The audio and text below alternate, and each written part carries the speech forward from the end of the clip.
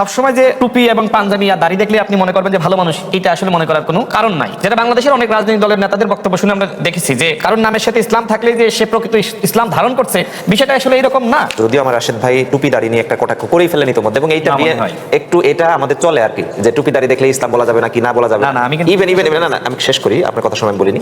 বাংলাদেশে ইদানিং ফতোয়াবিদ তৈরি হয়েছে, যারা নন আলেম তারা কোরআনের আয়াত ধরে রেফারেন্স দিচ্ছেন, ফতোয়া দিয়ে দিচ্ছেন, এবং আজকে ওইটা নিয়ে পাল্টা ফতোয়া দিতে থাকলেন হলো আবার স্বরাষ্ট্রমন্ত্রী মাননীয়।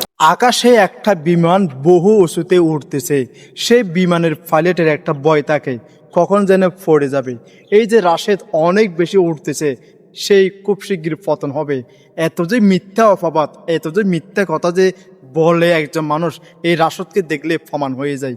বিষয়টা আপনাদের কাছে কেমন আছে?